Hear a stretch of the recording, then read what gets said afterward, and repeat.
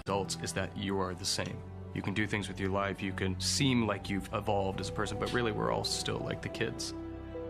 The power of unified belief, it's a group faith. It's faith in what you guys believed in as children. You can do it, you can accomplish those things. And I find that really beautiful because the first film and the second film absolutely connect. The first one being learning how to be an adult, and the second film, the adults learning how to be children again. We've been eating and breathing and sleeping through this book for 4 years, making these two glorious movies that have changed our lives.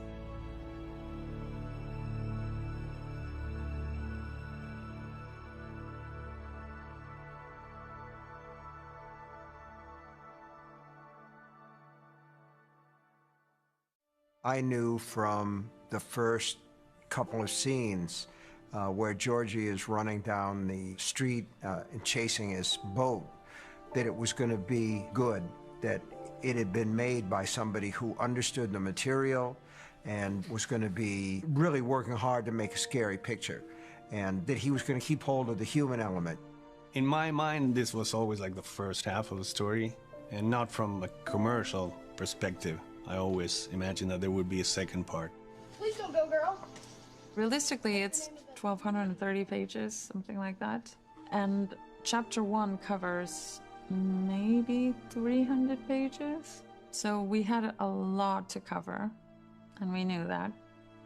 There is some certainties about the things that you plan in your mind that happen at the end from what you see and from what you perceive from the audiences. So obviously it's a big deal of confidence to see that your vision succeeded. It also gives you a lot of confidence for the bets that you're making on the second one. One of the things that Andy understands as a filmmaker is that you have to care about the people in the story. With it, he put the kids first, and in the second movie, we see a wider perspective because we see an adult perspective. And as a result, you have an old-fashioned movie experience where you root for the good guys.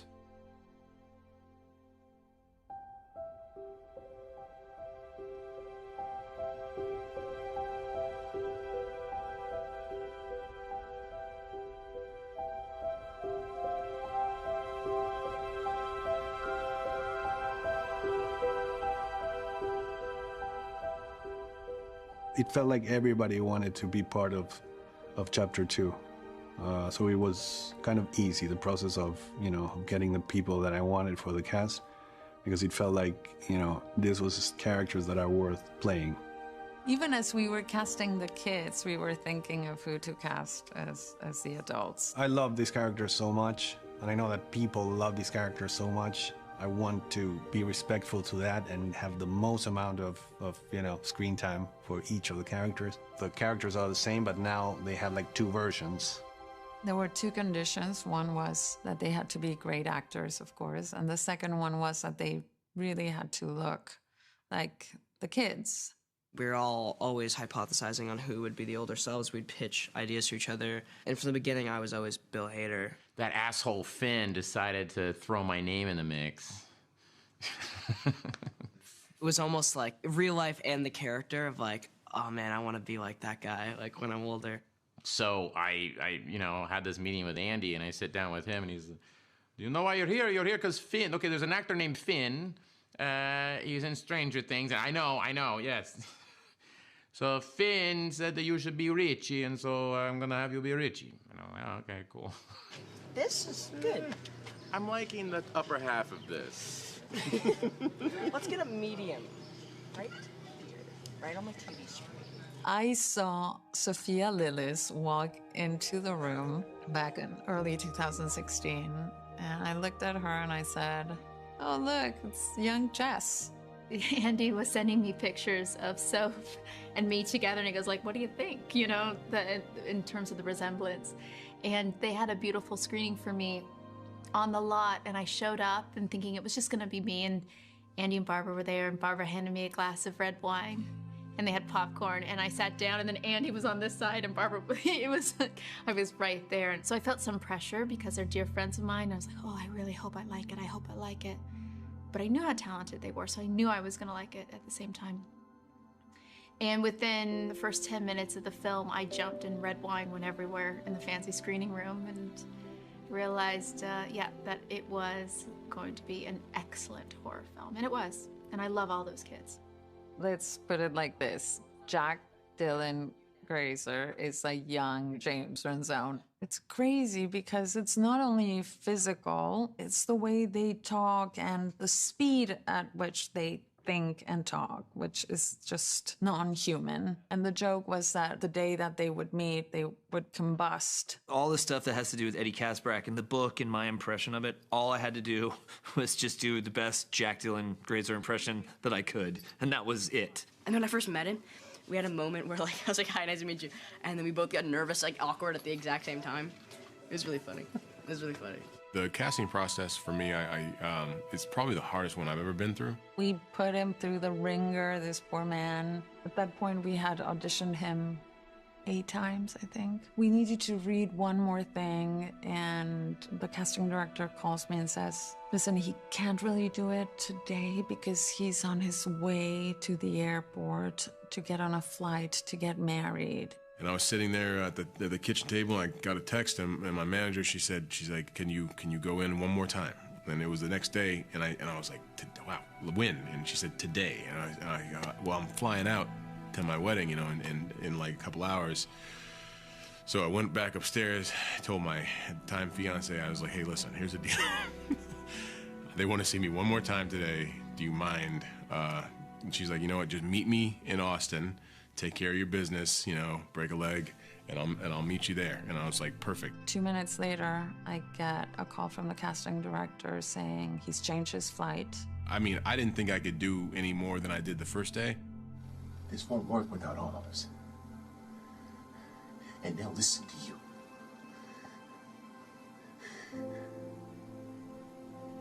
They all listen to you. So I did my best, and I thought, I don't know if I even reached what I reached the day before, but apparently I did. And we gave it to him that day. Actually, before I got on the flight, that same day that I auditioned, they called me and they told me that you got it. So I was like, whew. Yeah, nice. You got pretty lucky. Yeah. With the cast. Yeah, I think you guys did an amazing job, if I do say so myself. Yeah, especially with your role. No, it was a really, when I saw you, man, it was like, oh man, this is fucking good. I remember us shooting the first film. We were trying, of course, and we were really working hard, but doing us justice, we were just there. We were the ones who were hoping we did well. But now, and everyone else, the adult versions are coming to us and saying, we hope we do well for you. But you don't have to do that. So every single kid from the chapter 1 wrote a letter as their character to our older selves.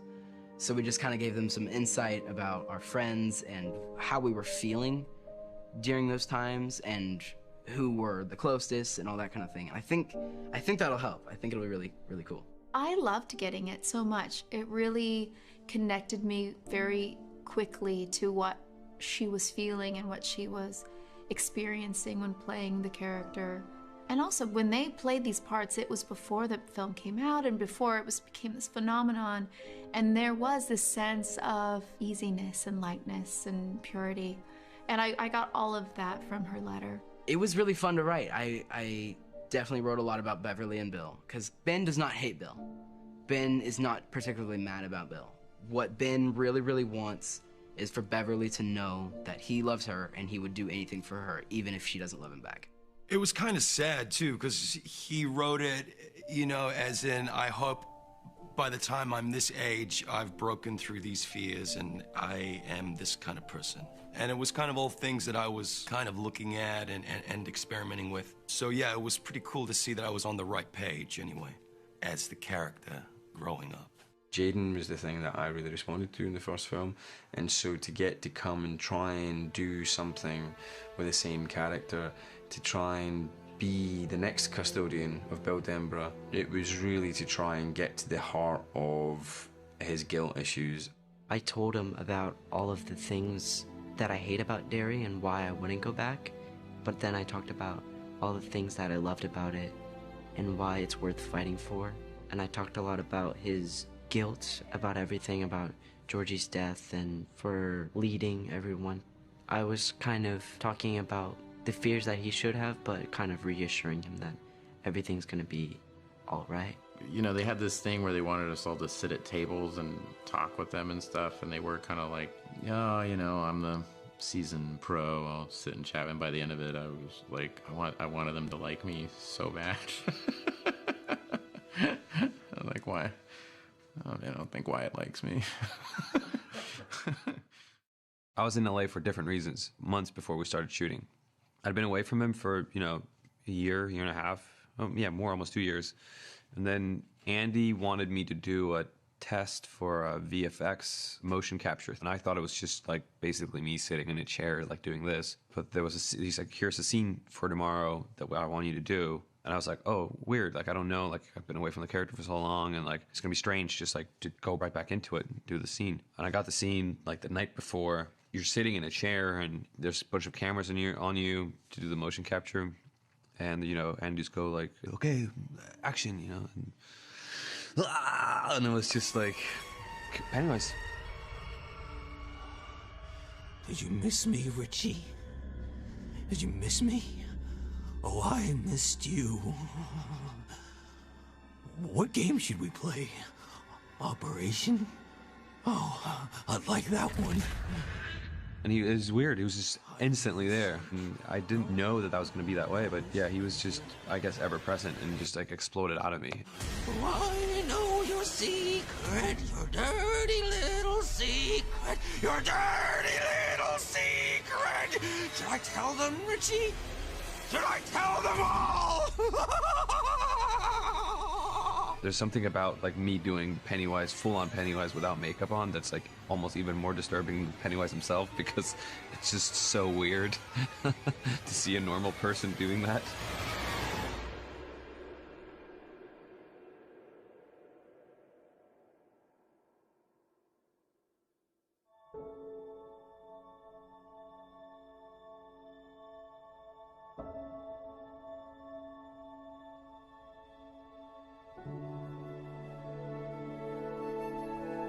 I just wanted to say that, you know, on our first experience, we had a lot of fun doing the movie, and I'm hoping to repeat the experience. So just have that in mind. It's going to be great, and thank you. How are you?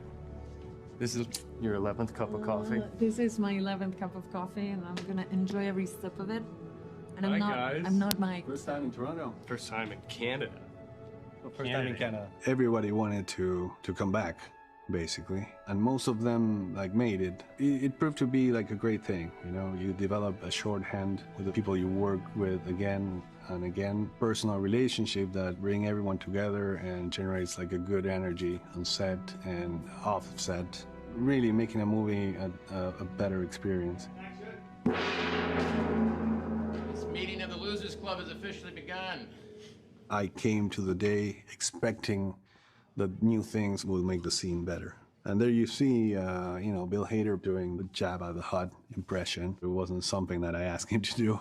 It just brought it, you know? And that's great because you really see the involvement of an actor when he comes to the set with ideas that make the character grow and the scene grow. Who helped you after Bowers cut you up? That was me. Please tell me you became a doctor. Yeah, he became a patient. Burn. Fuck you. That should be a big whack. Well, it's not that good of a joke. Wait, it's because you laugh at your own joke before anybody gets a chance. No, because someone else should say burn. I'm a comedian, and that's what we do. That's how So you be warm funny. the audience up. That's be funny. fucking funny. Is it? That guy's laughing. I haven't seen this man in my life. Thank you, Sarah. He just sneaked into the shoot. Yeah, I'm like one of those guys. Yeah, he was asking for anti-acid. Yeah. How did we get him on set? We asked. Andy. I asked him if he would do a cameo for us, and he said, yeah, why not? But then he said, you have to know that every time I am in a movie, I jinx it. So I said, okay, let's turn that around. Very good. Now we have to do it. No. That's enough. That's scary enough right there. I'm not much of an actor, but you have to trust the director and you have to trust who's in the scene with you. And in this case, it was James McAvoy, who was very kind to me and helped me out a little bit. And it is kind of a funny scene, but part of that was James helped to flesh the scene out a little bit, so it made it more fun. You want me to sign it for you? Nah, I didn't like the ending. I was ready for him to be bad at acting, but he was bloody good. In the book, his character is an asshole, and we had a little bit of like a tete-a-tete in the script originally, him and I, but when we got the pages on the day, they'd sort of cut a lot of Stephen's stuff, and I was like, I don't know about this. So I was like, we need to get some of that sort of assholery back in here. So what I felt really proud of was going back to the book and putting words that he wrote into his mouth. That was like, this is weird, this is meta, this is like Bill Denborough is putting Stephen King's words into Stephen King's mouth. I am now in my mind writing my Oscar acceptance speech. That's a picture wrap on the one and only Stephen King. He could have come for a day to do the scene, but he came for 3 days to do the scene and to hang out with us. Came with Ethan, his grandchild, and we had a blast. It was amazing. Stepping into day 53, what's happened? Oh man, what hasn't happened, right? That's that's the typical response. Let's see, we have fought Pennywise, we've been to the cisterns, we've been dunked in water, and we've been dunked in blood. We have destroyed a Chinese restaurant. Everything the losers are cracked up to be, that's what we've done it. You name it, we've done it. Oh no! So Andy, the first one was the color from last year. I know which one it's gonna be. It's gonna be the one in the middle. That looks like barf. Andy loves vomit. He just wants to honor it, so. Right. There's no way of getting out of the vomit. No. Fuck yeah! It's a lot, man. It's a lot. Yeah, we got through last week and it was really funny because I remember thinking, oh man, I'm getting older because I felt really tired at the end of the first week. Dude, that was not gonna stop. That was like fun with him and 6 of his friends. Honestly, and I truly mean this, I get so impressed with the crew. I am more impressed with the crew than anything else because they've been here for so much longer than we have, and they'll be here for so much longer after I leave. The stamina that it takes to get through these days is insane. Andy likes to stack units because he likes to be there for the second unit shoot. So a lot of times Andy and I would do like 20-hour days. Then where are we going now? We're going to second unit. We're not going to principal, right? And why do we go to second, Andy? Because I'm doing double shifts. Yes. Yeah. You're I doing double can't shifts? let go. I can't let go. I have to supervise fucking everything. Andy is like a child, whereas he's a dreamer. His heads are in the clouds. He never gets tired, so he will literally not stop shooting. He'll just go. And Barbara is very good at organizing it and making sure that at the end, you know, we reach something, that we have a goal and we're going to achieve it and we're staying in the budget and the sets are going to be built on time. Andy, you know, he needs that to create what he has, and they need each other because they're incredible partners. The bathroom set with Jessica, the bathroom and the blood, that was particularly challenging, especially for her. When I first got the script and it had Beverly in that bathroom stall and the stall filling with blood, I was like, oh, that's super cool, because first of all, it's terrifying and visually shocking, but then also I like the symbolism of it, you know, this idea of what does it mean for her to become a woman, especially in her house where she's being abused by her father. I love the idea of Beverly being swallowed up by blood. I then called Andy, we were talking about the scene, and he was explaining it to me, and he said that the blood would stop here. And I said, well, that's not very visually you know, exciting. I was like, but why doesn't it go all the way up? If it's like a really terrifying scene, it should be like a Carrie moment, right? He's like, well, I just assumed you wouldn't want to do that. I said, no. If I'm trying to climb out at some point, let's just have me drop in. When you're working with a very tiny set that has to be flooded with something, there's not a lot of space for the cameras. So you have to be very, you know, strategic with it, but also like seize the moment, because you can't do it like, you know, 17 times. We really mapped it out as much as we could without the blood. And then we would do these things where I would be holding on, and he's on, and you know, Andy's on the mic, and he'd be like, okay, you can fall. Blood is rising and action! Under the water, I would plug my nose, and I'd hold on to the bottom of the stall, and I just like would count to 5. And then I'd like shoot back up.